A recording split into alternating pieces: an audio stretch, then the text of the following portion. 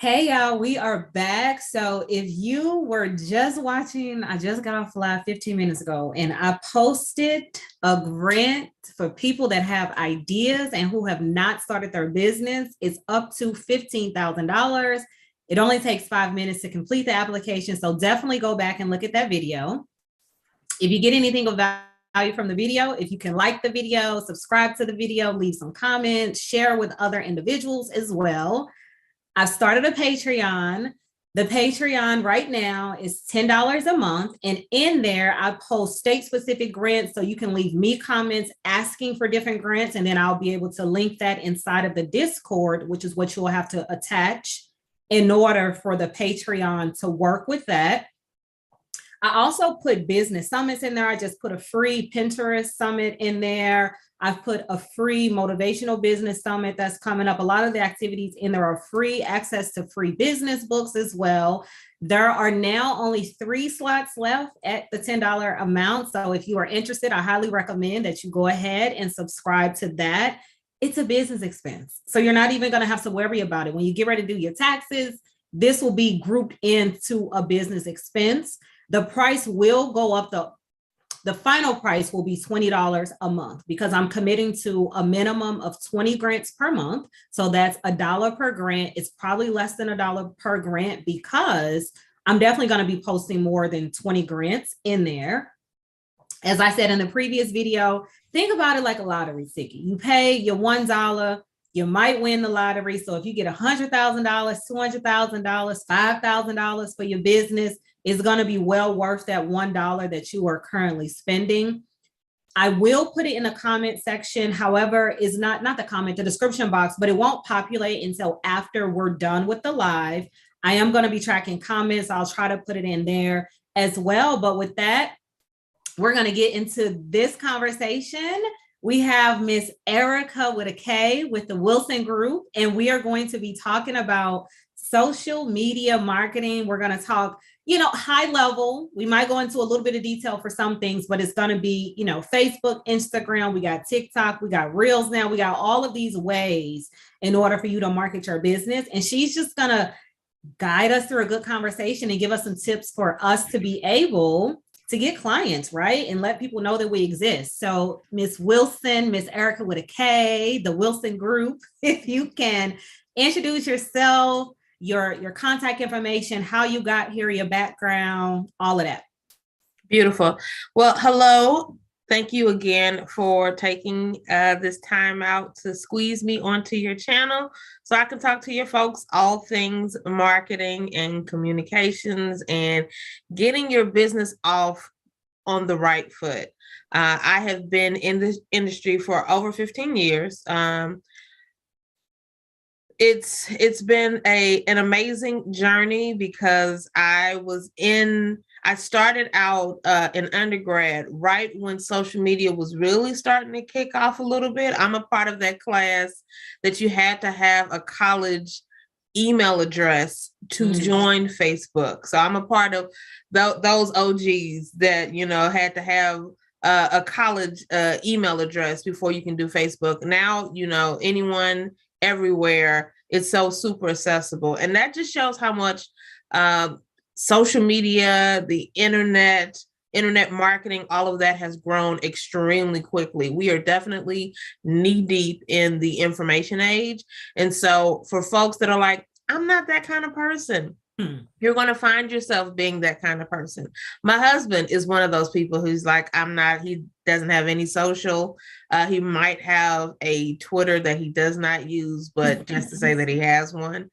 But I mean, you have folks like that, and you might be a small business owner that's not really into social, but marketing is a huge piece of how people find out about who you are, what you're doing, and getting in contact with you.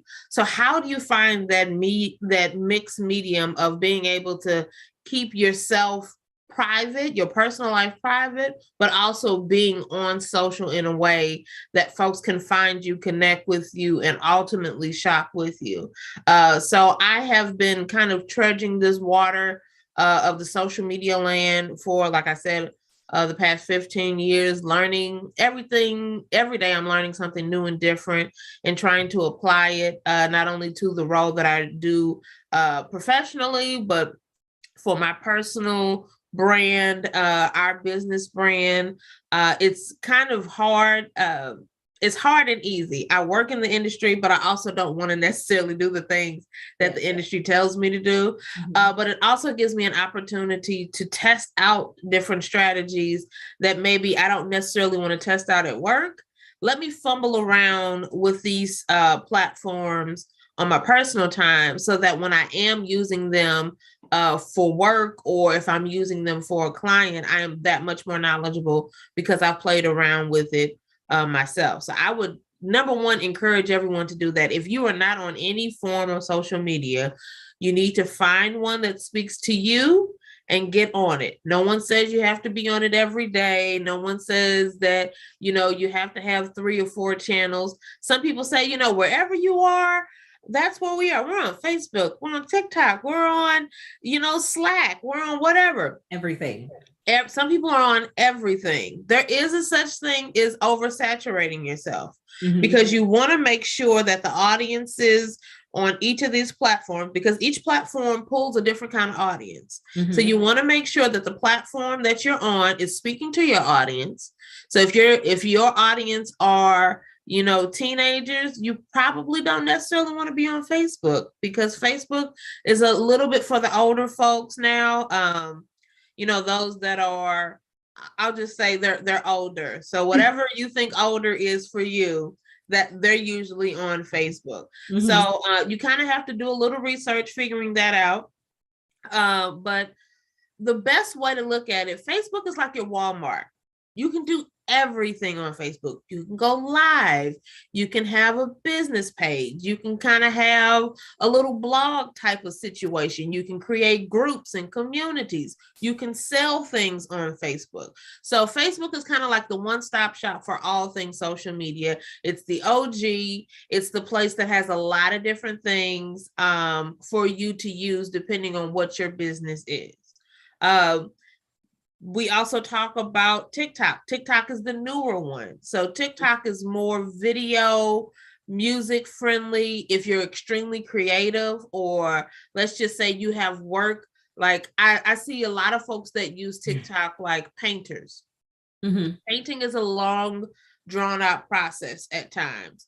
And so what they're using TikTok to do is to speed up the process with the videos, and then kind of showing maybe something that took 3 months to make, getting it done in 3 minutes. Right. And then you're able to kind of brand yourself, add some text to it, whatever the more popping song is right now. A lot of people are using that to bring more attention to their TikToks. So it really kind of depends on what it is that you're promoting, what your talents are, like what can you actually do with the least amount of help.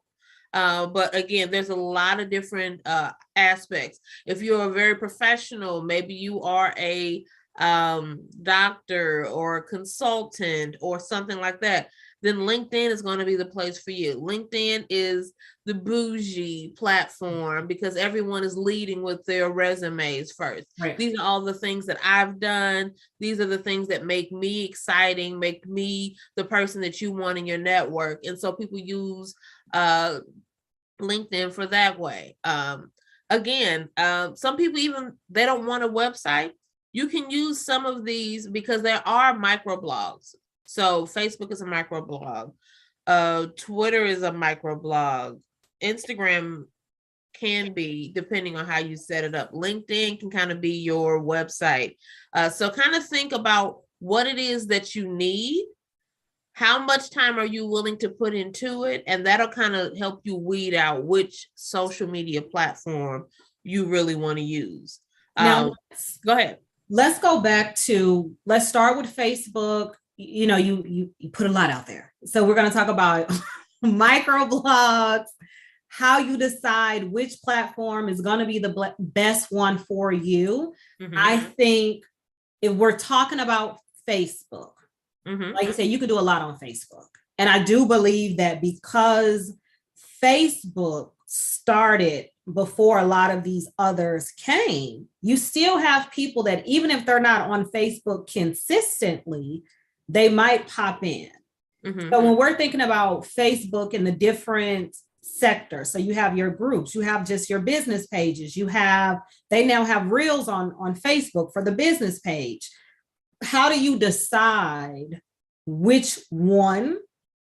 And then what are some things to think about when you are advertising on Facebook? And let's say advertising without paying for ads. Like what are some of the low-hanging fruit, the free things that you can do? Hello, Mr. Sheed. Mr. Sheed is back. Our guy is back. LinkedIn back. More professional. Yes, I do think LinkedIn is more professional. I do have a LinkedIn because I have a professional, job. But I never really think about LinkedIn as a space for me to market. I haven't. I know it exists. I see people posting about books that they're going to be published in. And I think, like you said, knowing your audience and just being your authentic self. LinkedIn, I was forced onto LinkedIn by a previous employer, and it was pretty much mandated that I get on LinkedIn. It wasn't something that I would have ever done. And for me, it's not my zhush, right? It doesn't, I don't know. I don't feel like the way I communicate on Facebook and the way I might communicate even in a YouTube video in the field that I'm in would be as well received on LinkedIn as it would be on, say, Facebook. But back to like, what are some of the free things that you have? And I'll even discuss some of the things that I've done just to grow my groups and I just started a Facebook business page. So we'll talk about that later too.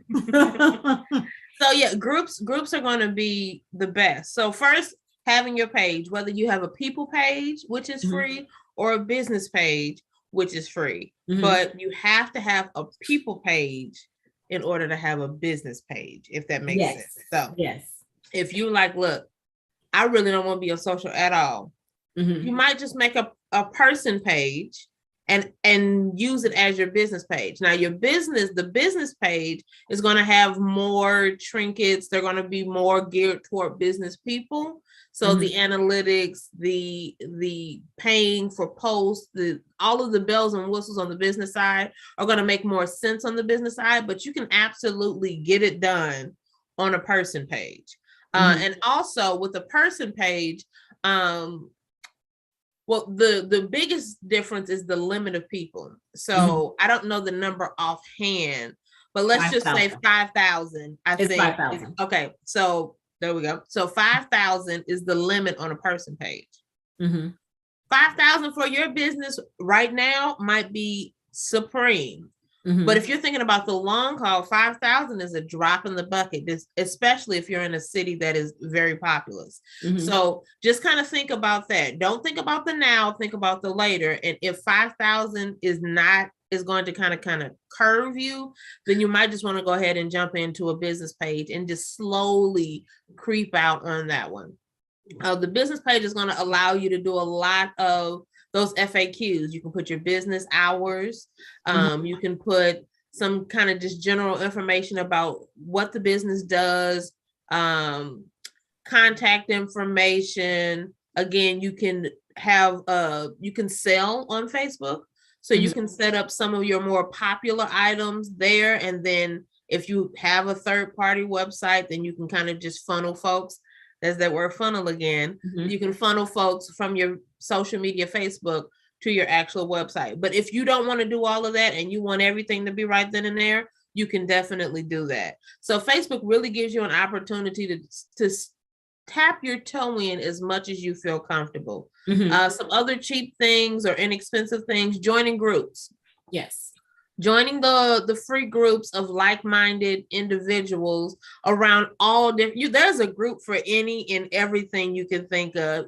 Do you love cats? Do you love black cats? Do you love black cats that were once strays? You could find a group for black cat owners that were strays. And folks are sharing and giving all types of information. So groups are really good. Joining multiple groups of different kinds of structure. So maybe joining a business group, and maybe joining a social group, maybe joining a singles in your area or married folks in your area, just so that you can get a nice well-rounded group of folks that you are in front of. So when you are posting, if they do allow you to post, because a lot of groups have gotten real hip and they're like, nope, you need to engage. Engage is a very, very broad word. Engage could be, talking back and forth to someone. So let's just say Ebony makes a post and I'm like, yeah, girl, I love that. I'm going to, follow that grant. That's engagement. Engagement can also look like Ebony making a post and I like it. There's no conversation going back and forth, but that's data and analytics that she knows that the people that are in her group are seeing the things that she's putting out there and they're feeling a way about it. So you can do a lot of engagement types of things, sharing when you can't necessarily sell your business in these groups. So always read the group's rules, because Facebook is really big on building community. And so in the last few years, thanks to the political climate, they want to make sure that these communities are safe for everyone to kind of be a part of, and just a safe space online, as safe as you can be online. So a lot of them are saying no selling. You can get around that. If you wear a branded t-shirt and you post a shirt saying, oh, it's a beautiful day outside, you haven't said anything about your business, but your business is on your shirt. There's other ways that you can get around that. But again, groups are really, really great. What else are really, really great? They have... Let's stay on groups. And so here are some things, and just how-tos that I want to make sure that you all are able to take away as well when you're thinking about these groups. If you're going to start groups, if you're going to join groups, because for me, my group is at 5,200 now, and I started the group in November. So I don't know how many months that is, but it's not a lot. What I highly recommend is, yes, with the engagement, and do not go into groups with the expectation to sell something. So even with the group that I have, you can post your promos on Saturdays, but eventually, like maybe once the group gets to 10,000, then promos, you're going to have to pay for the promos, right? So those are things that you have to strategize about as well in, okay, how do I market my group? But then also, how do I make sure that my group doesn't lose its core value that I had? So I'm in a luxury group, and recently, the last 2 weeks, it has been people selling things from, clearly it's fraud, to nail polish, to Telegram, just everything. And the admin, because the group is so large, is over 20,000, can't catch everything. Yeah. And then she finally came back in, and this happened this morning, and said, look, the group is for individuals to post luxury trips, luxury items, how to get to this lifestyle, etc. This is not a seller's group, but she doesn't have on post approvals as well, because she feels like you're adults, right? You know what you're supposed to be doing in the group. So therefore and she doesn't have the capacity. She's like, I got a life. I don't have time to approve these posts. So I bring that back to my group, and I do have post approvals on, because I do want to make sure that the space is for individuals to share resources. So there is generational wealth for all. That's my theme. That's what I want to happen. Most of the posts that I'll get is for individuals that want to sell something. So again, it's like me having to re-engage, me having to make sure that I'm leading by example inside of my groups. And I always tell people, you have to monetize free first in any marketing strategy. Because if I'm going to market on social media, nobody's going to buy anything from me if I've never communicated anything but what I'm selling, and they don't even know what I have to offer. So in my group, there are several posts about do's and don'ts with an LLC, protecting your legal entity. There's business plans, there's books, there's all of these resources. And the same thing with YouTube, with me starting a Patreon, because I have these additional grants. Even if it's $10, who's going to want to pay me $10?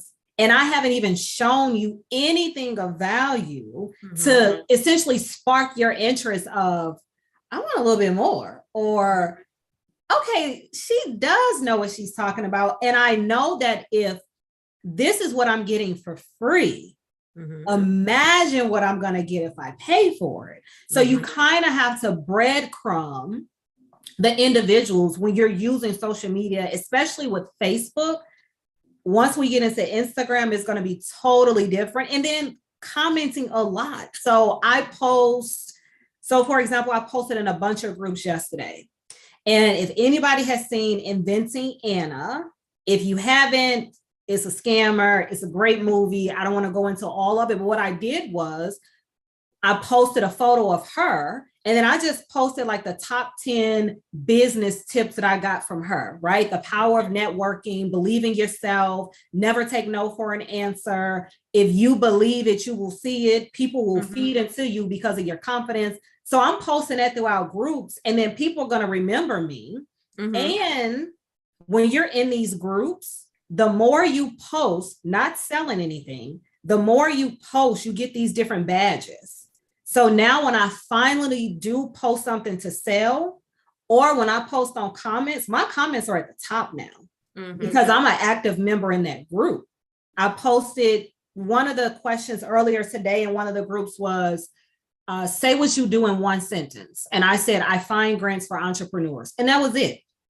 Ton of comments on that, asking for the link. Some people signed up for the Patreon. Some people eventually came to the YouTube channel. So you really have to be strategic, and you can't just pop in these groups posting what you're selling, because nobody is going, first of all, it's hundreds of people doing it, and most people are going to scroll past it. But if you are solving a problem, like for me, I'm solving the problem of, I got this LLC, or somebody asking a question about an EIN number. I know that's free at the IRS website, but it's going to be a ton of people that say, contact me. I charge this amount. I can get your LLC and your EIN. I'm going to respond. Please go to your IRS website. Here's the link. That's something free. They don't have to pay for it. And whenever they do feel like paying for something, they're going to remember me, and they're going to circle back to me. So remember, you don't always have to try to sell someone something, because nobody wants it. Nobody wants to be sold to on a regular basis. And that's so powerful what you brought up, because when you're talking about the 4 P's in marketing, product is first. So the last time we talked a little bit about knowing who you are, who your market is, where they play, all of those good things. Number one is that product. What is your product? If it's a service, why do you have this service? Why do you have this product? What is it? How is it helping people? Then you're going to go into your price. So again, knowing, can this be a luxury cost? Can this, is this going to be something that's a little bit more affordable? Once you have your product and your price, then again, that place, where are you selling? Is it on Facebook? Do you have a Facebook group? Do you have a business page? Are you selling off of your business page? Whatever that looks like. And the very last P, after you've done all of those things, is promotion. Promotion should be the last thing that you do. Because if you've done the other 3 things successfully, promoting is going to be easy, because people are already going to have your product in hand. They've already experienced you, and they're going to be able to sell your product for you. So promotion should be the last thing you do. But oftentimes, promotion is the first thing people do. And then they get all of these people like, oh, okay, well, I want to buy. Where do I go? You don't have a place. Oh, well, what do? You don't have a product. Well, how much does it cost? You don't have a price. So selling is the easy part.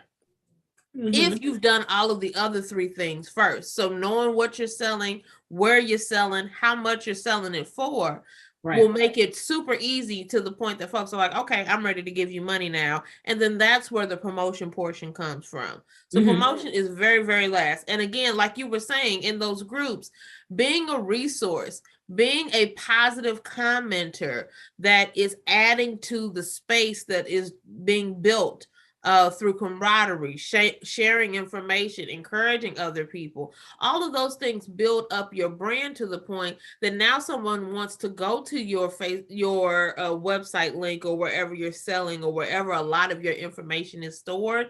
to read up about you and they feel engaged. If you can get them to come away from whatever social media platform they are in and come to your little spot in the universe, whether that's online or a brick and mortar store, by the time you got them there, it should be easy for them to finalize and order or, you know, spend some money with you because they're starting to believe in the brand at every different P that they go to. I love what you're talking about. I love that. That is a great product. Oh, it's a really nice price. Let me see if she's got a website or Facebook or somewhere online that I can look them up. And then by the time you got them there, wrapping up and getting that sale should be super, super easy. So always remember, promotion is the last thing that you should do. It's super important, but it should not be the first thing that you're doing coming out the gate. So so even with, and I know with Facebook, they are on the hunt for businesses to do reels, right? So if you currently, which this is not myself, if you currently are successful on TikTok, and you have a bunch of reels that you've already created on TikTok, here's a secret that I learned. You can take your reels from TikTok, but you have to have a business page. So if you have, you know, your personal page, you can create a business page today, okay? On that business page, let's say you got 100 reels that you've already done on TikTok. You have to own the rights to it now. So don't take other people's stuff and get to posting because they're not going to give you any money. You recycle your TikTok reels, load them onto Facebook. Once you become consistent with that, they start paying you. And that's the same with Instagram now too. With TikTok, you can either, because I've never uploaded a reel, I can't even show you, but if you upload it and you try to download it, the quicker that you exit out while it's downloading, it'll take off that TikTok logo because you can't upload it with TikTok's logo. If that doesn't work, there's a bunch of apps, right? You can Google different apps on, you know, removing the logo because I do reposts through Instagram and I always take the logo off. I don't know what exists for TikTok, but if you Google that, start repurposing that. And now that I'm using that word repurpose, I do that a lot, right? So if I put content in my group, I'm going to repurpose that and put it into other groups. So that way, I'm not having to recreate content over and over and over again.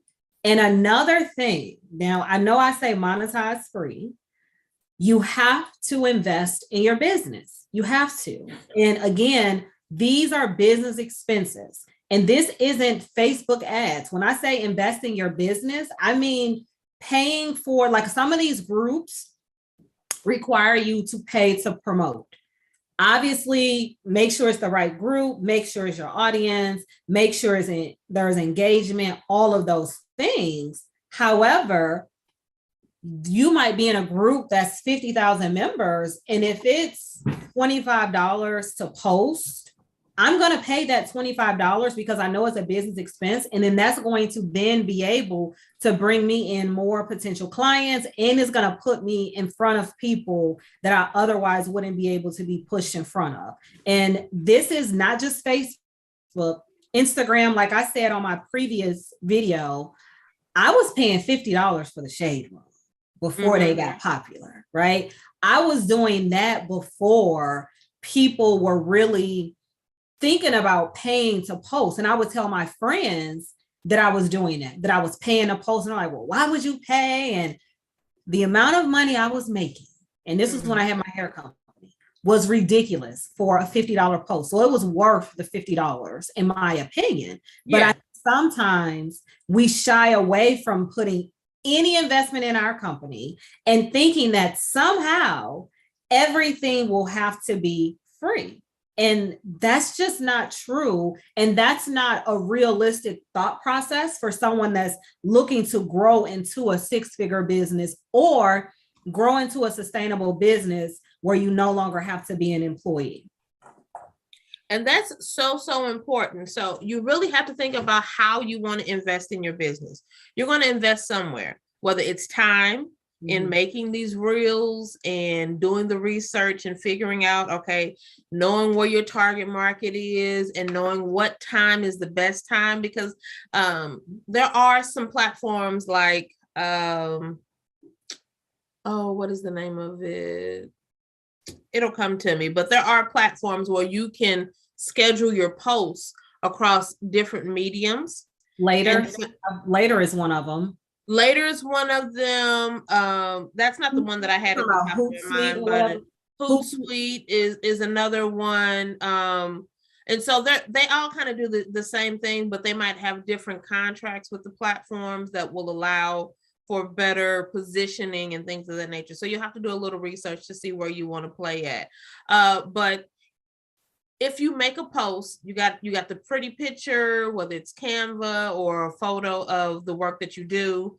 You have the actual caption, or the copy is a term that we use in the industry. So the copy that, is basically the words that go with the video or the photo. You have your hashtags, you have all of those things together.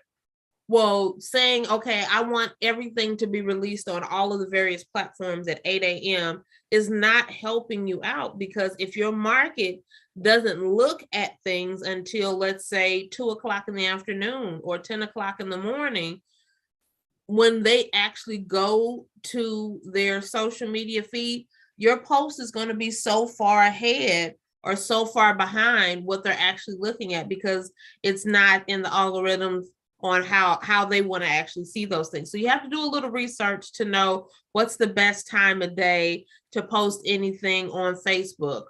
What's the best time of day to post your reels, because your reel could be great. It's just being posted at the wrong time of day and folks are missing it. So you really have to know, again, your audience, where they play, what's the best time of day to play with them, so that the content that you make actually reaches them. And then following up with that email marketing ad, like, hey, I don't know if you saw this reel, it's just another place where all of your content kind of lives. And I love the idea of repurposing, because it's hard to be creative if that's not really your thing. How can I take this picture of a candle and make it enticing 50 different ways? Right. That might be hard. So repurposing and using a little bit. Maybe it's just a photo on Instagram, but it's a reel on Facebook and a little video with music on TikTok. It's still the same product, but you're just marketing it to a different audience with different things, because that's what industry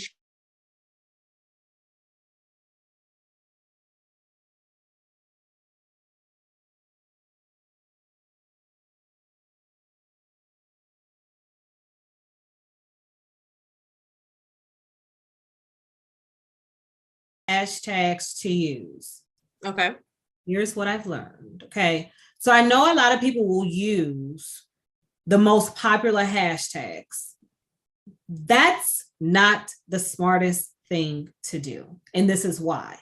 If you only have 1,000 followers and you use a popular hashtag, nobody's going to see it, because somebody who has 1 million followers who uses that hashtag is always going to be in the top 10, right? Because they're going to have the most engagement. So if I go and search STL hairstylist, because I do use Instagram a lot if I'm looking for services, I'm going to put STL, but what's going to happen is that top is always somebody that has a ton of followers. And I'm going to have to scroll a long time before I find somebody that might not have a lot of subscribers. So what you need to do, which is how I started growing my business, because my hair company has 100,000 followers on that page. What I would do is, and it takes a lot of work, you pick whatever hashtags you want to pick. You can do up to 30. So I'm going to post my 30 hashtags.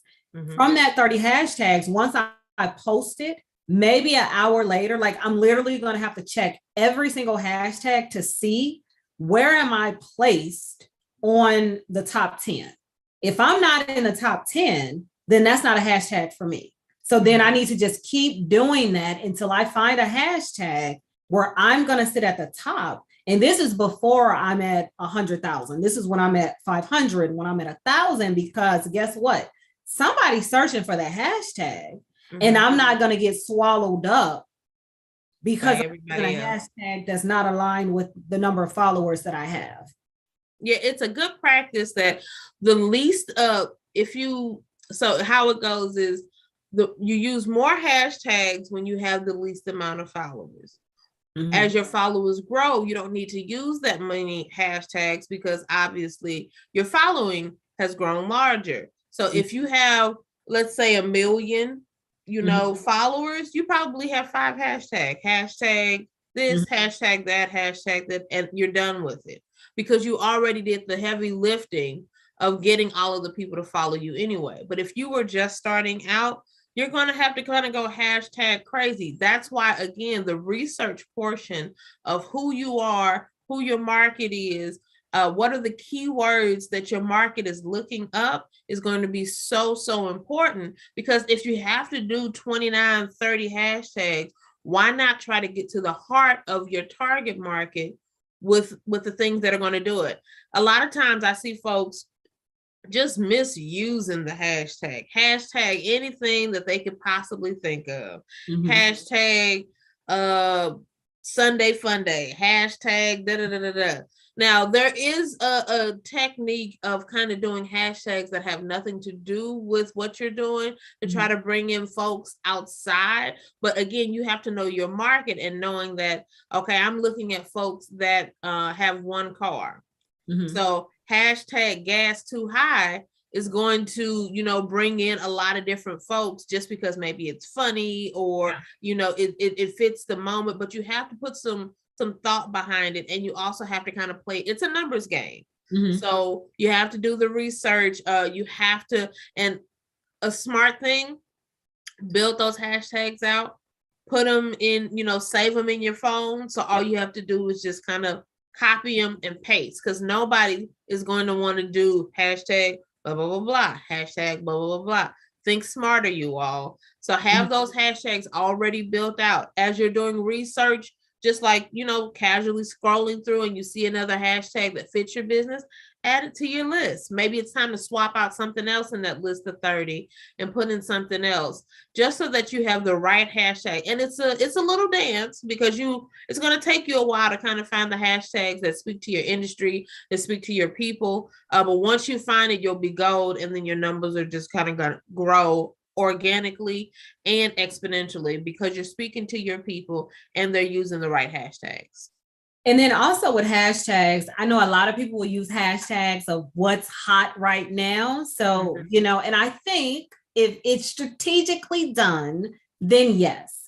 And also you're going to have to keep up on trends. And I was talking to someone about this and, their response is, well, I don't really be knowing what's going on. And I'm like, well, you got to get on social media and you got to scroll, right? So if we're thinking about the Gorilla Glue young lady, and most people know her story, hair got stuck, etc. That's an opportunity, but those is so short. You have such a short period to monopolize on what is happening. So if I'm, I do real estate part-time. So if I'm trying to get clients and it's like, don't get stuck becoming a renter, right? But then I have a picture of the Gorilla Glue girl and she's outside of a house, right? So those types of things where I'm taking advantage of what's going on, but then I'm tying it back to my industry, you're going to get a lot of comments because people are going to laugh at it. So even if you put it on Facebook, you're going to get the emojis, you're going to get all of that that's going to happen.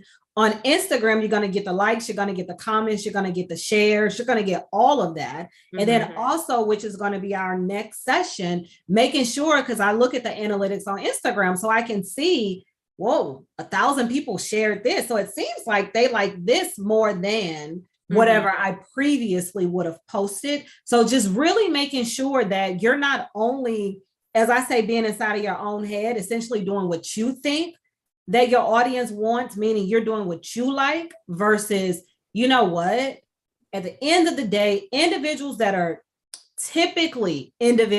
on social media, unless we're talking about Facebook, because, there is an older audience there, they're into what's hip, what's now, what's going on, which is why you got the Snapchat, because attention span is like that. You got TikTok, short attention span. So you really have to be able to capture them and capture them immediately versus, again, you posting about Gorilla Glue Girl today is not going to give you any traction because she's no longer a topic of discussion. She's no longer a hot topic. So you've kind of missed the wave on that. And now you got to think about, okay, what's currently going on today that's a hot topic now?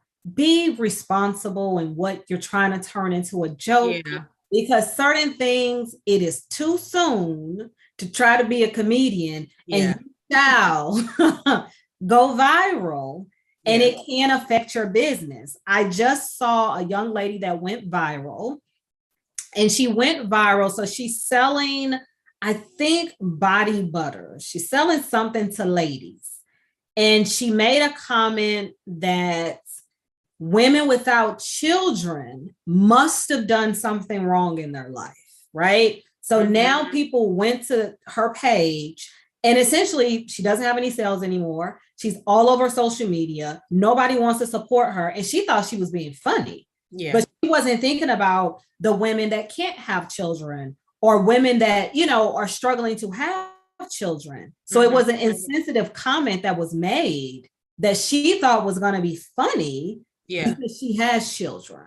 So you have to be mindful of the impact of what you're doing as well when you're stepping into sensitive topics or subjects.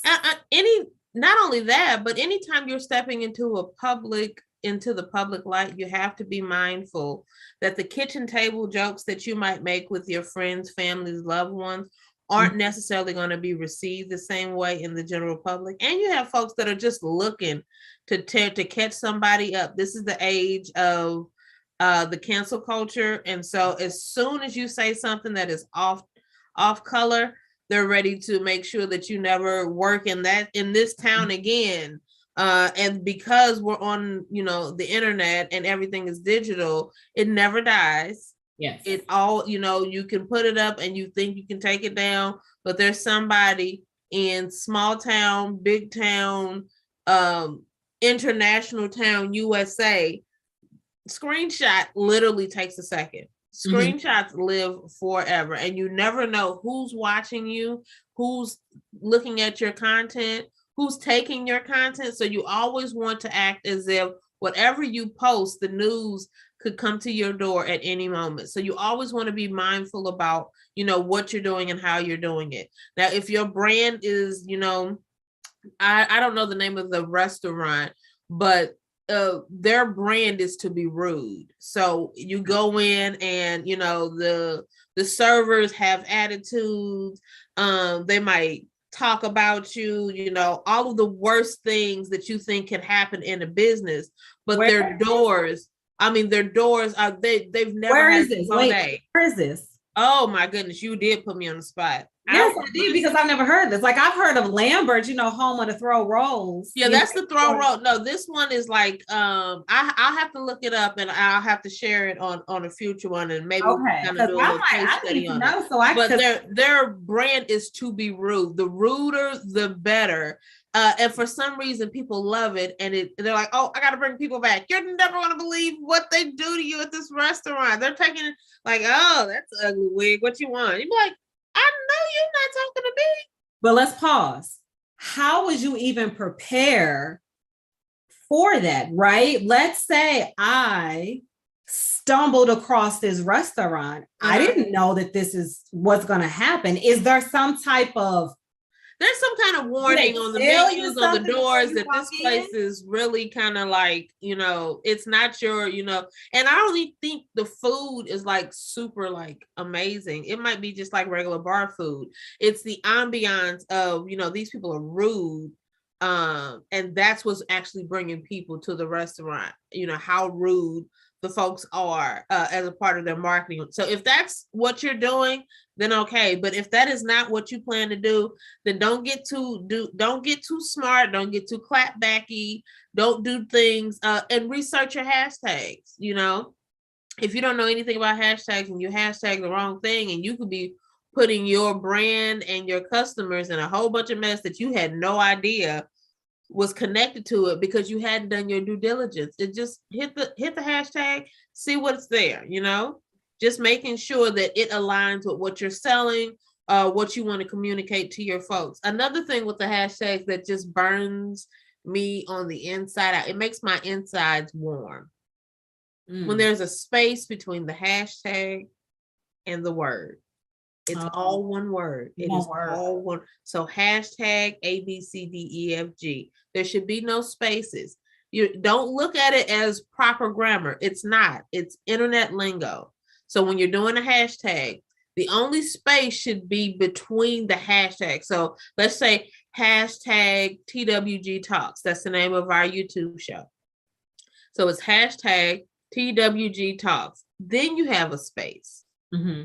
So, making sure that you're using the hashtag correctly. So even if you're using the right ones and you're not using it like actually correctly, people aren't going to be able to find you because the science behind the technology, it all has to be one word. So hashtag whatever it is, and then space.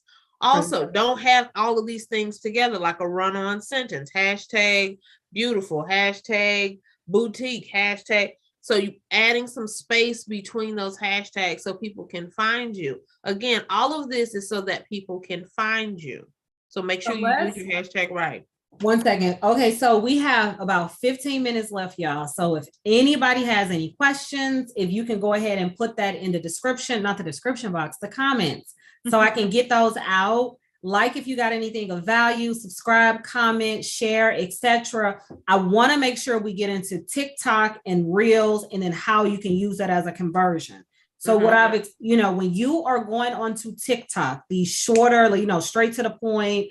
If I'm on TikTok and I say, could you use the extra $50,000 for your business? I got this amazing grant for you. And I do, I got the videos, I'm doing whatever else is going on there, but I'm going to redirect them to either my Patreon, I'm going to redirect them to my YouTube. And that's the same thing with the Reels. If you're using Facebook, all of those things. So you have to not only think, and even Pinterest is now paying people, but I don't know too much about it. So really, I live by Pinterest. I will say is the webinar that I put inside of the Patreon, that gives a little bit more information about how you can use Pinterest.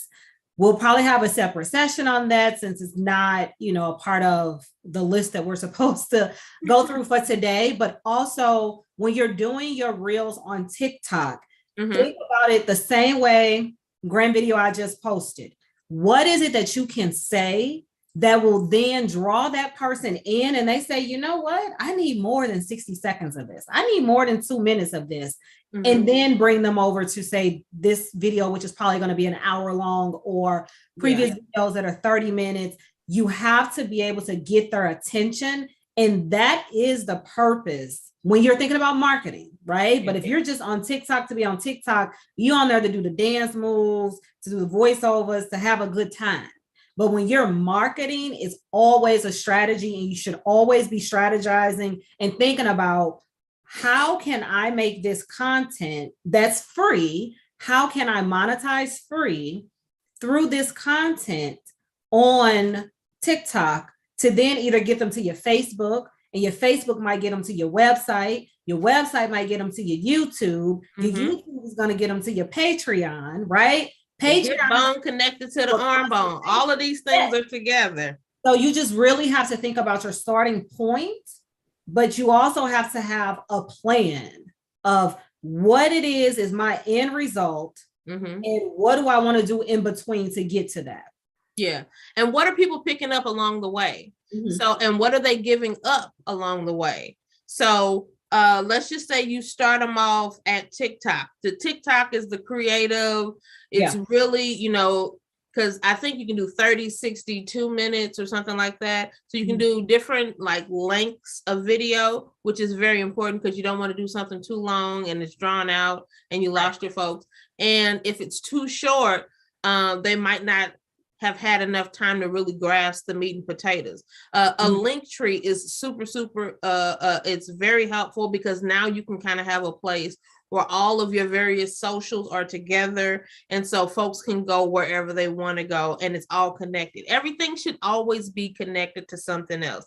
Your TikTok should get them to your Facebook, should get them to your website, should get them to your newsletter link, to get to your wherever you're selling merchandise or things that, so there's always something that you can be connecting someone to, and there should always be a call to action at everything. So at the end of your TikTok, if it's 30 seconds, you should have a call to action to keep scrolling, or like thumbs up if this is the kind of content that you like, so that you get some kind of feedback with every little milestone. If the call to action, once they're on your website, is to give them, you want their email address. Okay. Having that call to action, you need to tell them to do something. Now that you brought them here, what are they supposed to do? They're just supposed to look around your website? No, you want their email address. So make sure you ask in different places. On every page, there's a place for you to put in your email address. On the home page, there's a place for you to put in your email address. Now they've gotten the email address to you. Now you're sending them an email marketing something. And so maybe it's, hey, did you get here from TikTok? Well, if you did, thank you so much. Reminding folks how they are following through your funnel, and always giving them something else to do. Now that they're in your email notification list, and now that they're getting the email, what's the next call to action? Is it to go to your website now? Is it to go to your YouTube and watch this video on the content you were talking about in your TikTok or your reel? So you always have to have something that's bringing folks to the end goal of them making a sale, and not only making a sale, but making a sale and then telling folks to come over here and also buy. So always having a plan for folks at every level of your funnel, and always having a call to action. But it can always start at a reel or a TikTok, because those are fun, those are interactive. You can be extremely creative. You can put a lot of information on them. So maybe the video is you opening up the store, the door to your, brick and mortar store. But, you talk a little bit about, it took me 5 years to get my business credit together. And then it took me 2 weeks to find this space. And then it took me a month to get it set up. And now I'm opening up my door. So you've told a whole story about your business in that 30-second TikTok.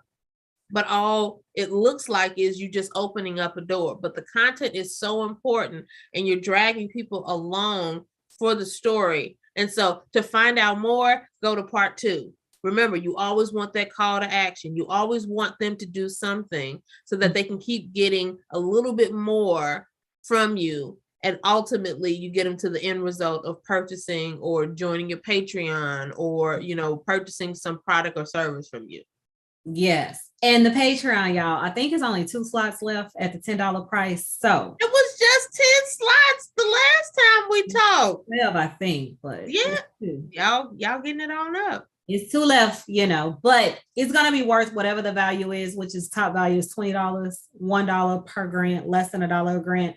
Now that we've touched on Facebook, we touched on TikTok, we touched on Reels, we touched on Instagram. One key takeaway that I'm taking away, and I'll keep checking for comments, is that I would pick one, master it as much as you can, and then start branching out to the others. So for me, I knew Facebook. I'm on Instagram, because even if somebody follows me on Instagram, right now, there isn't a lot of content to make someone want to stay as far as the Facebook group versus my Instagram page.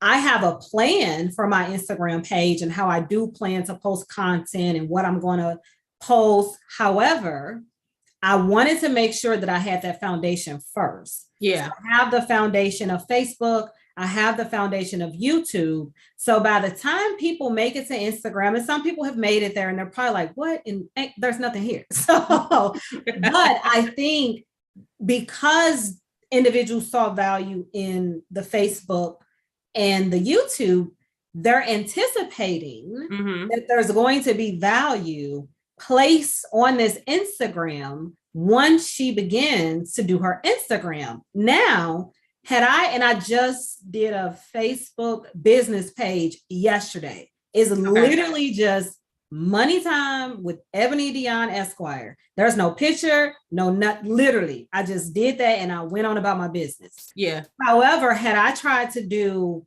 Facebook, TikTok, Instagram, and TikTok, I downloaded it. And I think the name is, I don't know what the name is, but I know I downloaded it and I had to put something in there. Yeah. But taking those first steps, but as I circle back, if I would have tried to do all of that stuff at once, none of those platforms and the individuals on those platforms would have seen value because I wouldn't have been paying attention enough to create value. I'm stretching myself in 50,000 places because everybody's telling me that I need all of these things.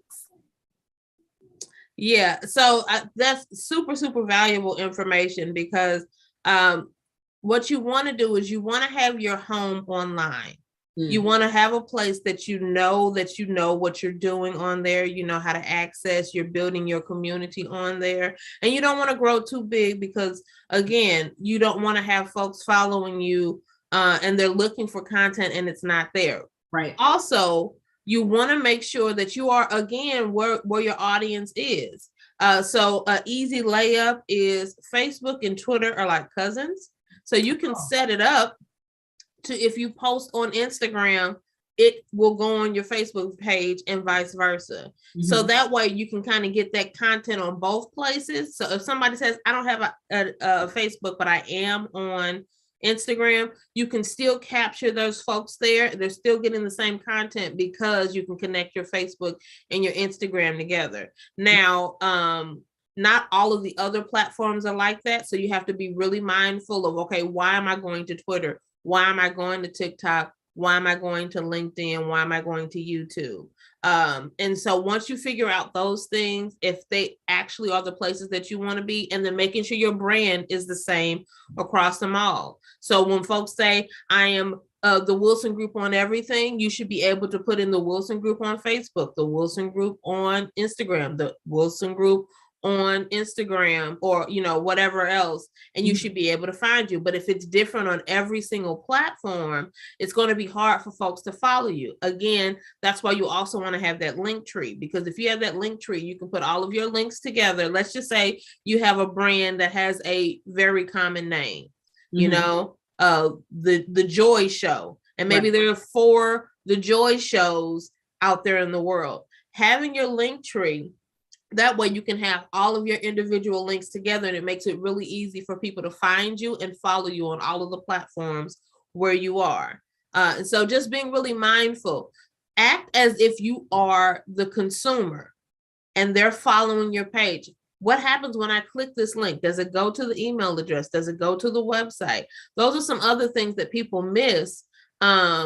You can have all of these things together, but you don't have them connected. And so you lose people throughout your funnel because all of your pages weren't connected to each other. They didn't look the same. As you see, I have some colors behind me. If you go to my Instagram and now the colors are, you know, black and white, it's like, is this the same brand? I don't know if it's the same brand. So being really smart about where you are, making sure that your brand is of the same throughout, and then being able to connect the dots will be super, super helpful as you're starting to build your social media presence as a small business owner. Well, I'm trying to make sure there isn't any other tidbits that we want to offer. Do you have any last things that people should think about when they're doing social media marketing, aside from, you know, picking a platform, learning that, and progressing? Are there any other things that we might have missed? And I'm going to rack my brain too to see if there's anything. There's so much that we didn't even get a chance to talk about. But another thing is to build your content calendar, because if you're not a creative person by nature, it might be hard for you to think about what I'm going to post from day to day to day. So being really mindful about how often you post, because the consistency thing is what's really going to make people follow you. So even if you're posting once a week, be there on that day at that time once a week, because you're starting to have people learn how your brand operates. So if they're looking for a video from you on Tuesdays, there needs to be a video from you every Tuesday. If there's going to be posts, if you post every Monday and Friday, make sure you keep that up. So that means you need to make a content calendar. Think out what you're going to post from month to month to month to make sure the content is fresh. It's meeting the needs of the folks. And it doesn't have to be super elaborate. There's all types of free templates out there on, on Canva, on Google, wherever. Some people are also selling them, depending on if you want it already styled and branded or whatever the case may be.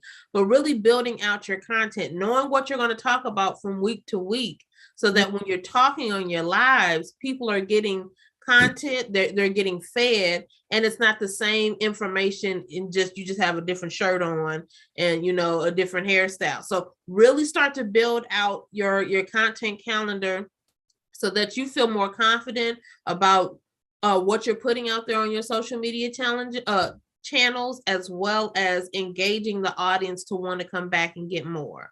And again, I can't stress this enough. If this is not your ministry, hire a social media manager. They can do all of these things for you, but it's super, super important. If you can't do that, then you're going to have to put in that legwork and do that work yourself.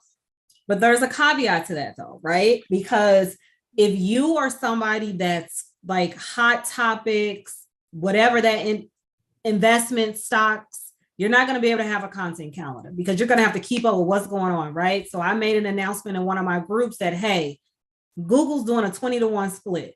You would have to just hop on and put that out there so people can either purchase or they can figure out when they're going to purchase. If you're somebody that's doing like hot topics and something happened today, you're going to hop on and that's what you're going to do. But if you're somebody like I post grants, I can then have a content calendar of, okay, right now, I probably have 100 grants, no exaggeration. And I'm literally going through them to figure out, okay, this one expires in June. So I don't really have to worry about doing that one now. Let me save that one. But then I got this one that's going to expire or close on March the 31st. Let me go ahead and put that one out because then people still have a few days and I'm not wasting my content. So you also have to think about your industry when you're deciding if I'm going to have this content calendar, but then you also have to know yourself. Because if you're in a hot topic type community or niche, as they say, and you know that you're not the type that can just like hop up and do a video, and I'm not that person, like I literally have to mentally be in the space to want to be on camera, to want to communicate with the world. So I can't do that industry because something can happen. I'm not going to want to get up and post a video and I'm not going to post a video. But if you are the person that can do a last minute thing without planning, that works. Well, I'll say this though. You can still do content calendars if your industry moves very quickly. So so let's just say you do grants. So Google might put out something on that. Maybe that week you talk about not only that Google grant, but other things on Google, how to set up your Google account, how to do this, that. So you can still kind of focus your things on sections that may not move as quickly. And again, you're building your content calendar by how often you post. So if you move when things move, then that's a very dangerous game to be in. It's almost like the TMZ of doing things. You always got to be. And so that might not be who you are. Maybe your thing is I post once a week and maybe something really popping. About stocks though, right? So like for me, I am in the stock market. I do options, I do day trading, and I follow channels.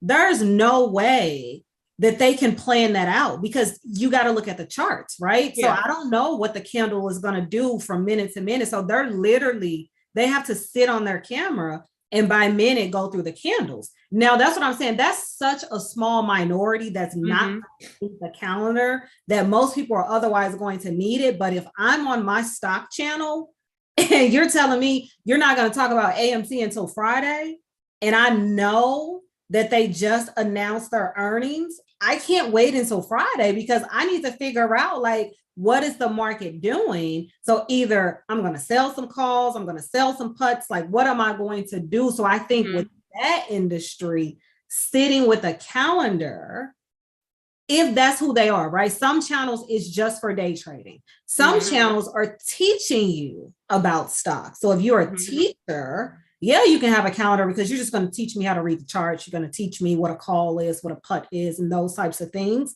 But if you are that person where, okay, you're watching the charts and you're telling me, okay, it's going up, it's going down, these are my predictions. If you tell me I have to wait on your calendar, I can't be on your channel. But I do think you definitely should have a calendar. Like I have a calendar for people that's going to come on and what the content is and the grants that I'm going to post. So I think it's good. I just want people to be mindful of if there's somebody that's watching and it doesn't fit for them and then they're trying to force a calendar, but they're doing day trading. Yeah. And I think there's always outliers with all of the different industries and things like that. So you can have regular content even though your industry moves a lot. Maybe it's a reintroduction of, again, we were talking about repurposing content. So maybe it's dropping that introduction video for your new followers, you know, every first of the month. While you're waiting on new things to kind of hit your industry. Also using other platforms to get more, you know, things that are changing quickly. So let's just say you have Instagram and YouTube and something happens on a Wednesday and you don't film until Friday. Maybe you do an IG post about it when it happens so that your audience knows that you're staying abreast on things as they move, but then you'll talk about it and you're pubbing up the recording that you'll do on Friday, like, oh, this happened on AMC today. If you saw it in the stocks, we'll talk about it more on Friday. And again, you're funneling people to stay connected and engaged to get to the video on Friday. So you can still play around with it. But again, you really have to know what it is you're talking about, what your audience is looking for. And in the case that things happen extremely quickly, where can you get on and talk about it? Maybe you can't do a full-fledged YouTube video, but maybe you can do a live on Instagram right quick. Like, hey, y'all, I know I typically post videos on Friday, but the stock market was too good today and I just had to get in front of you all and let you all know those things. Again, that's you understanding your markets, where they are, having various channels and using them for your ultimate end goal. And that's to keep people informed, keep people engaged, and to keep them on your channels. So I don't see any comments. I thank you all that are currently still watching with us. We appreciate you all. I want to say thank you for sharing your knowledge with us. Social media marketing. If you are, do you do social media managing? Is that what it's social? I do not do social media, but the beautiful thing with the Wilson Group, I'm not going to say that then, y'all. So she doesn't do social media. But what I will say is I do have, I have vendors that I refer to. So trusted vendors that do actually do the work. So while we don't necessarily do your social media marketing, we have a lot of vendors under our hat that we can refer you to, that we love, that supported us when we first got started. So wealth of knowledge. So still reach out if you have questions. We don't personally do the service, but we can connect you to it. Yes, but I like to keep the resources inside of my Facebook group. So if it's a service that you don't provide, then I will have individuals use people that are inside of the Facebook group, because we do have some social media marketing managers inside of there. But I want to make sure that since you're actually giving us your time and resources, I appreciate that if it's something you provide, that they would definitely come to you first and foremost, because as I always tell people, you monetize free first. Now, if you've got anything of value, I would like for you to like the video, subscribe to the channel, leave us a comment, share with other people who might be interested. Please give us your contact information again, the services that you do provide. So if individuals are looking for that, they'll know that they're able to reach out to you. Beautiful. Okay, so we do marketing consultation. So I can you build a consultation with me. We can talk through your marketing funnels and your channels, or get you started with building it out. We can connect you to other folks that can, other vendors that do a lot of different things, from website design to videographers to anything that you're looking for under the communications and marketing, we can connect you with. We also have candle making workshops. So if you're looking to add some handmade to your inventory, we also have wholesale items as far as our candles are concerned. So it's a lot of various different things. You have to go to the Wilson Group LLC.com and you'll learn about all of the various offerings that we offer. Again, we're on Facebook, we're on Instagram, we're on YouTube. We have a channel called TWG Talks, and we talk something a little bit outside of the scope of marketing, and it's just music and building community with small business owners. So anywhere you find the Wilson Group LLC, you'll find all of our great offerings for small business owners and creatives. Okay. And then again, it's going to be in the description box. Patreon is in the description box. I don't know how many is left at this point. You might be at the $15 mark now, because the second tier is $15. And then after that, it's just $20. So thank you all for taking time to sit with us, to have a conversation with us, and enjoy the rest of your day. And we will see you with our next video, which is going to be analytics for social media. So beautiful. Understanding all that. Talk to y'all later. Bye.